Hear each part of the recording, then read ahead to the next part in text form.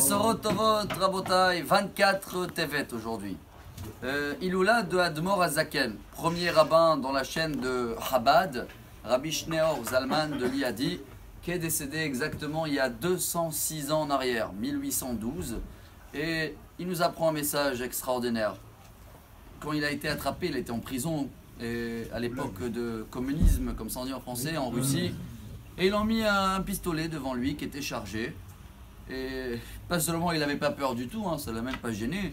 L'inverse, il a dit à le monsieur qui est face à lui, c'est toi qui dois avoir peur.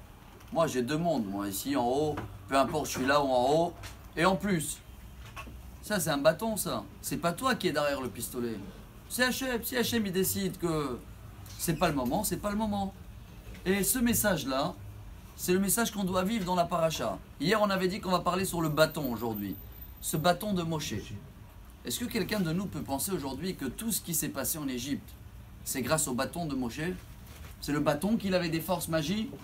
On est bien d'accord que non. Quelqu'un peut penser c'est que Moshe il savait très bien parler? Pas du tout, il était bégayé. Donc c'est pas des beaux discours, c'est pas le bâton. Et je vais peut-être oser dire plus que ça. Au nom du rabbi de Kotsk, lui disait Paro était un gever, manch. Paro c'est un homme. Il encaisse et il continue.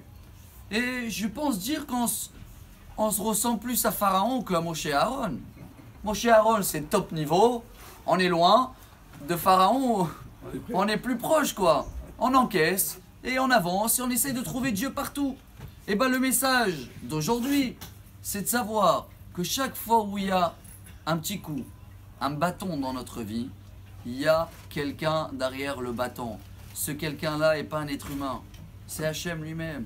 Toute la base de la Emouna, c'est ça. La Gemara, qu'elle parle de les jours de Mashiach, notre génération. Gemara très connue, Sota, page 49, Sanhedrin 98, elle dit nous sommes une génération de chiens.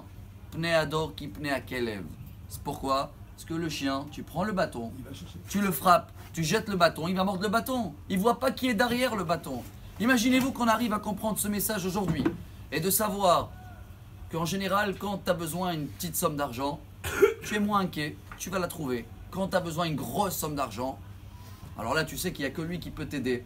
Ça doit être l'inverse. Mais Aïn Yavo Ezri, Teilim 121, quand tu as besoin d'une petite somme, là, tu dois t'inquiéter parce que tu n'as pas besoin de lui, entre guillemets.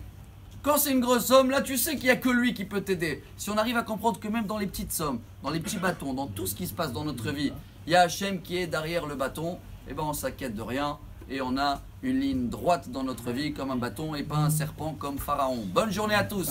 Amar Rabbi Elazar.